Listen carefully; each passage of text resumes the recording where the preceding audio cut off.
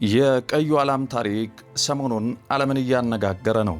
በብሉይ ኪዳን ትንቢት የተነገረላት መታረዷም ለሶስተኛው መቅደስ ግንባታ መነሻ ይሆናል ተብሎ የሚታመንባት ያቺ ቀይ ላም ምናልባት የላሞቹን ከአሜሪካ ወደ መካከለኛው ምስራቅ መምጣት በዜና ሰምታችሁ ይሆናል። ነገር ግን እነዚህ ሰዎች ምን እየጠበቁ እንደሆነ ጠይቃችሁ ላታውቁ ትችላላችሁ። የዚህች ላም መታረድ መቅደሳችን ለሚሉት ግንባታ መለኮታዊ ቁልፍ የሚሆነውስ ለምንድን ነው? ፍለጋው ለሶስተኛው መቅደስ ከሆነ የመጀመሪያውና ሁለተኛው መቅደሶች ታሪክስ ምን ነበር? ሁሉም ነገር ከየት ጀመረ? ዛሬ የምነግራችሁ ታሪክ በሚያስደነግጡና እስካሁን ተደብቀው በቆዩ መረጃዎች የተሞላ ነው። የዚህን ሁሉ ግጭት እውነተኛ ስፍራ ምናልባት እኛ የምናስበው ቦታ ላይ ላይሆን ይችላል። ይህ ምስጢር ከሶሪያ፣ ከየመን፣ ከያሲር አረፋትና ከሁሉም በላይ ደግሞ ከኢትዮጵያ ጋር ምን ያገናኘዋል? ዛሬ ስለዚህ በሰፊው እናወጋለን። አብራችሁን ቆዩ።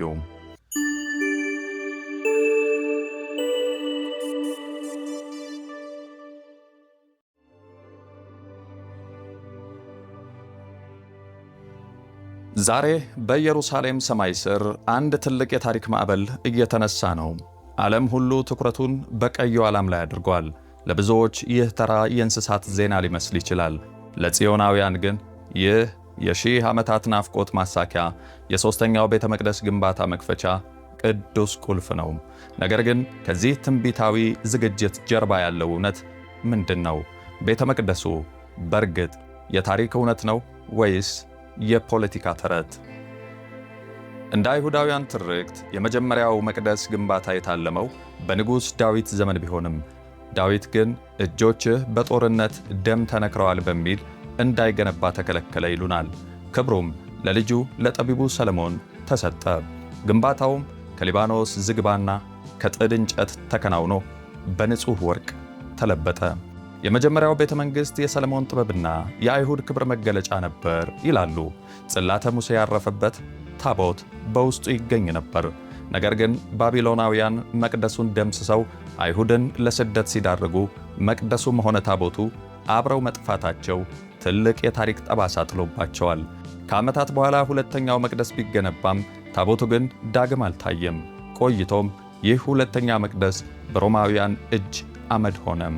ዛሬ ቀይ ላም አምጥተናል የሚሉትም በኦሪት ሕግ መሠረት መቅደሱን ለመሥራት የሚፈቅደው የመንጃ ውሃ የሚዘጋጀው ከዚህችው ላም አመድ በመሆኑ ነው።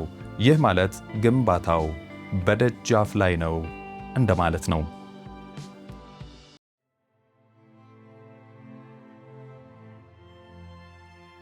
በእስልምና እምነት ግን መቅደስ የሚባል ነገር የለም።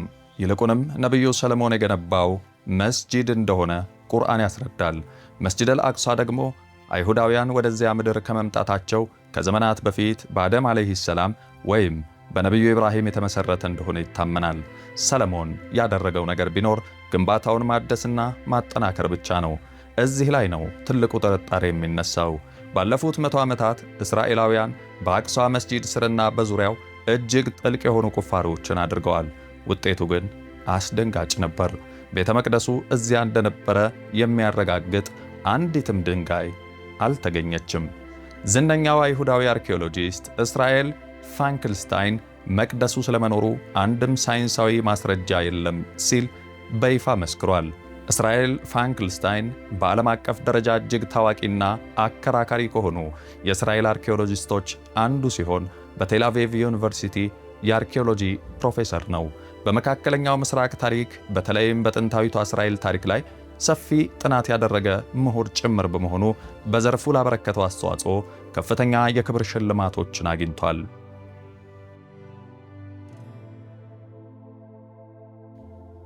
ታዲያ መቅደሱ ከነበረ አሁንስ የት ነው ያለው? እጅግ አስገራሚው ግምት መቅደሱ ያለው በየመን ነው የሚለው ነው።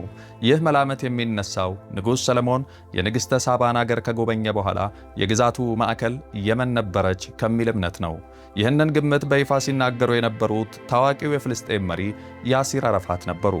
አረፋት በድርድር ወቅት ሰላም ከፈለጋችሁ መቅደሳችሁን የመን ሄዳችሁ ፈልጉ፣ ታሪካችሁ እዚያ ነው እንጂ ኢየሩሳሌም አይደለም ማለታቸው ይነገራል። ይህ ለግድያቸው አንዱ ሰበብ ሊሆን እንደሚችል ብዙዎች ይጠረጥራሉ። አሁን ወደ ታሪኩ ማዕበል ወደ ኢትዮጵያ እንሄድ።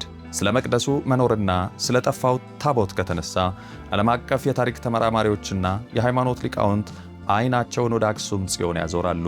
የኢትዮጵያ ትርክት እንደሚለው መቅደሱ የቆመለት ዋነኛው ምስጢር ማለትም የቃል ኪዳኑ ታቦት ዛሬ ያለው በኢየሩሳሌም ሳይሆን በአክሱም ጽዮን ማርያም ነው።